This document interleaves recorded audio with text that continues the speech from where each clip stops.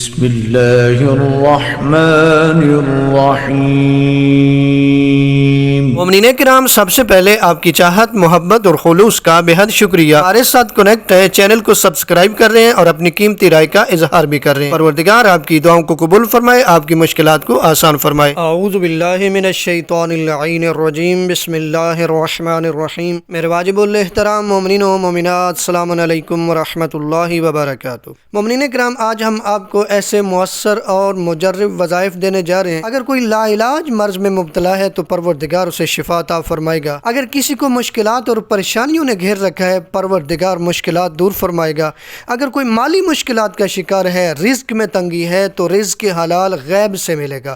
اگر کسی ظالم کا خوف ہے تو وہ مہربان ہو جائے گا۔ تو سب سے پہلا وظیفہ آیت اللہ تقی بہجت الحرامہ کا آپ تک پہنچانے کی سعادت حاصل کرتے ہیں، اور بہت ہی مختصر وظیفہ ہے۔ فرماتے ہیں اگر کوئی مریض ہے تو تھوڑی سی خاک شفا لے اور آب زمزم ملا کر اس پر سورہ حمد 7 مرتبہ یا 70 مرتبہ پڑھ کر پھونک کر مریض کو پلا دیا جائے تو فرماتے ہیں یہ ہو ہی نہیں سکتا کہ مریض کو شفا نہ ملے۔ امام حسن عسکری علیہ السلام بیان فرماتے ہیں کہ جسم کے کسی حصے میں بھی درد کی کوئی بیماری لگ جائے تو اپنے گریبان میں منہ ڈال کر 17 مرتبہ یعنی 17 ٹائم سورہ الحمد پڑھے تو میں اس کی صحت کی سلامتی کا ضامن ہوں۔ یعنی سورہ الحمد جس کے بارے میں پروردگار فرماتا ہے کہ سورہ فاتحہ، سورہ الحمد میرے عرش کے خزانوں میں سے ایک ہے۔ ہمارے 11ویں امام فرما رہے تیرے جسم کے کسی حصے میں بھی درد ہے، کوئی بیماری لگ گئی ہے، اپنے گریبان میں منہ ڈال کر 17 مرتبہ سورہ الحمد پڑھ،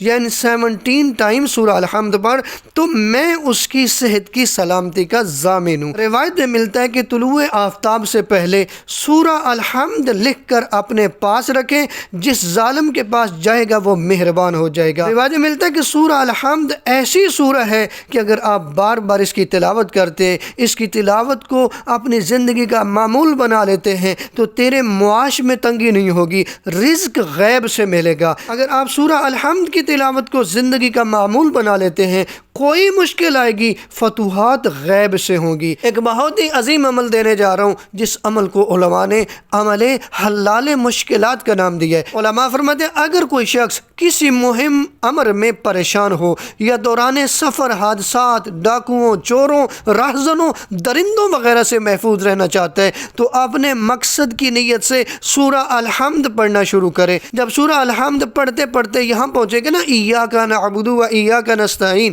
تو اس آیت کو آپ نے 100 دفعہ پڑھنے، یعنی ایک تسبیح آپ نے پڑھنی ہے ایاک نعبد و ایاک نستعین، پھر سورہ مکمل کریں تو انشاءاللہ ہر قسم کی پریشانی دور ہو جائے گی۔ یعنی آپ پڑھیں گے بسم اللہ الرحمن الرحیم، الحمدللہ رب العالمین الرحمن الرحیم مالک یوم الدین۔ جب یہاں پہنچیں گے تو آگے آیت ہے ایاک نعبد و ایاک نستعین، اس کو آپ نے 100 دفعہ پڑھنا ہے، ایک تسبیح اس کی پڑھ کے پھر آپ نے پڑھنا ہے۔ جب آخری دفعہ پڑھیں گے نا ایاک نعبد و ایاک نستعین، آگے آپ نے پڑھنا ہے اہدنا الصراط المستقیم صراط الذین انعمت علیہم غیر المغضوب علیہم ولا الضالین۔